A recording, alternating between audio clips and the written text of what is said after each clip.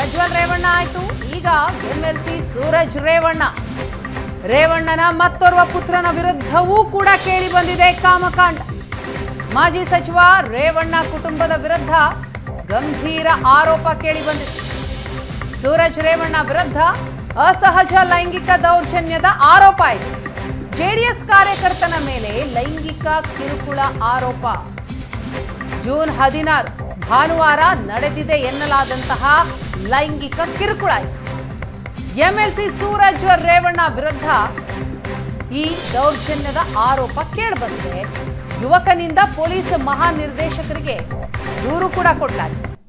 ಸೂರಜ್ ರೇವಣ್ಣ ವಿರುದ್ಧ ಲೈಂಗಿಕ ದೌರ್ಜನ್ಯ ಹಾಗೂ ಕೊಲೆ ಬೆದರಿಕೆಯ ದೂರು ದಾಖಲಾಗಿದೆ.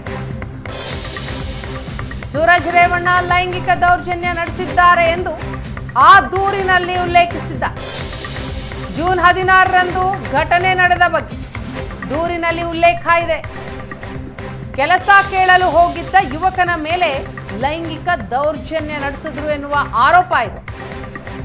ತನ್ನ ಮೇಲೆ ಅಸಹಜ ಲೈಂಗಿಕ ದೌರ್ಜನ್ಯವಾಗಿದೆ ಅಂತ ಆ ದೂರಿನಲ್ಲಿ ಹೇಳಲಾಗಿದೆ. ಹಾಸನದ ಅರಕಲಗೂಡು ಯುವಕನಿಂದ ಸೂರಜ್ ವಿರುದ್ಧ ದೂರು ದಾಖಲಾಗಿದೆ.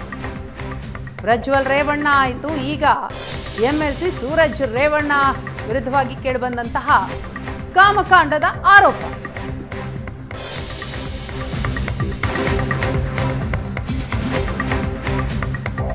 ಸೂರಜ್ ರೇವಣ್ಣ ವಿರುದ್ಧ ಸಲಿಂಗ ಲೈಂಗಿಕ ದೌರ್ಜನ್ಯ ಆರೋಪ ಕೇಳಿ ಬರ್ತಾ ಇದೆ.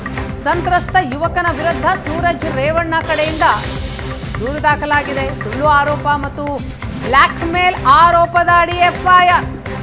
5 ಕೋಟಿ ಹಣ ನೀಡುವಂತೆ ಸೂರಜ್ಗೆ ಬೆದರಿಕೆ ಹಾಕಲಾಗಿದೆ.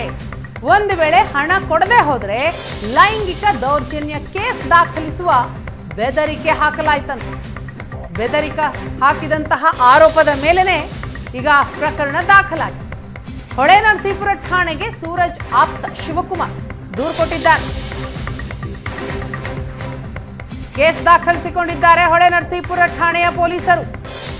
ಸೆಕ್ಷನ್ 384, 506 ಅಡಿಯಲ್ಲಿ ಪ್ರಕರಣ ದಾಖಲಾಗಿದೆ. 2 ಸೆಕ್ಷನ್ನಲ್ಲಿ ಈಗ ಪ್ರಕರಣ ದಾಖಲು. ಹೊಳೆನರಸೀಪುರ ಠಾಣೆಯ ಪೊಲೀಸರು ಪ್ರಕರಣ ದಾಖಲಿಸಿಕೊಂಡಿದ್ದಾರೆ.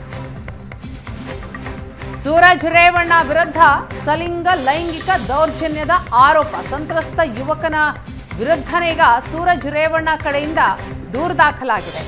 ಸುಳ್ಳು ಆರೋಪ ಮತ್ತು ಬ್ಲ್ಯಾಕ್ ಮೇಲ್ ಆರೋಪ, ಈ ಆರೋಪದ ಅಡಿಯಲ್ಲಿ ಎಫ್ಐಆರ್ ದಾಖಲು.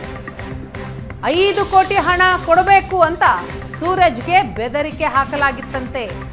ಒಂದು ವೇಳೆ ಹಣ ಕೊಡದೆ ಹೋದರೆ ಲೈಂಗಿಕ ದೌರ್ಜನ್ಯ ಕೇಸ್ ದಾಖಲು ಮಾಡಿಸ್ತೀವಿ ಅಂತ ಬೆದರಿಕೆ ಹಾಕಲಾಗಿತ್ತಂತೆ. ಬೆದರಿಕೆ ಹಾಕಿದ ಆರೋಪದ ಮೇಲೆ ಈಗ ಪ್ರಕರಣ ದಾಖಲಾಗಿದೆ. ಹೊಳೆನರಸೀಪುರ ಠಾಣೆಗೆ ಸೂರಜ್ ಆಪ್ತ ಶಿವಕುಮಾರ್ ದೂರು ಕೊಟ್ಟಿದ್ದಾರೆ. ಪೊಲೀಸರು ದೂರು ದಾಖಲಿಸಿಕೊಂಡಿದ್ದಾರೆ.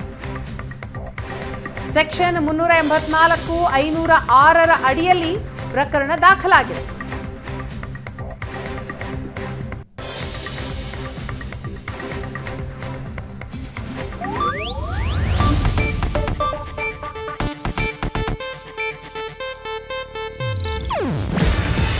ಇದು ಏಷ್ಯಾನೆಟ್ ನ್ಯೂಸ್ ನೆಟ್ವರ್ಕ್ ಪ್ರಸ್ತುತಿ. ನೀವು ನೋಡ್ತಿದ್ದೀರಾ ಏಷ್ಯಾನೆಟ್ ಸುವರ್ಣ ನ್ಯೂಸ್.